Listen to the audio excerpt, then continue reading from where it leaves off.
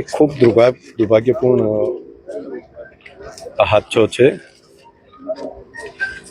અનેક લોકોએ પોતાના જીવ ગુમાવ્યા છે. હોસ્પિટલની અંદર જે સારવાર લઈ રહ્યા છે તેમને સારવાર માટેની સૂચના બધી માન્ય મુખ્યમંત્રી શ્રી કક્ષાએથી પણ અપાઈ છે. અને અહીંયા ડૉક્ટરની મિત્રો અહીંયા અને પાલનપુર બંને હોસ્પિટલોમાં સારવારની વ્યવસ્થા કરી રહ્યા છે. બહુ દુઃખદ આ ઘટના છે. ફેક્ટરીનો માલિક ફરાર થઈ ગયો હોવાના સમાચાર છે.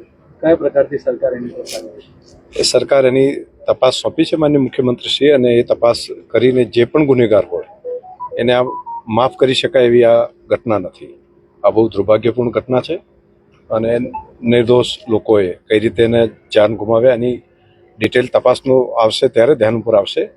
પરંતુ મજૂરી કરતા લોકો, એવા ગરીબ લોકોએ જાન ગુમાવ્યા છે. એટલે અત્યારે હાલ તો તાત્કાલિક જે હોસ્પિટલમાં છે એમને સારવાર આપવી અને બહારથી અંદર જે દટાયેલા હતા એ બધાને બહાર કાઢવા, આ બે કામ સૌથી પહેલી પ્રાયોરિટી તંત્રએ કામ ઉપર લીધું છે. નગરપાલિકા, જિલ્લા કલેક્ટર તંત્ર, બાકીના ફાયરની ટીમ અને સ્થાનિક પ્રજાજનો બધાએ ભેગા થઈને આ કામની અંદર લાગ્યા છે. અને અત્યારે પહેલી પ્રાયોરિટી મને લાગે છે કે હોવી જોઈએ તપાસ, અને બાકીનું છે એ રાજ્ય સરકાર એનો નિર્ણય કરશે.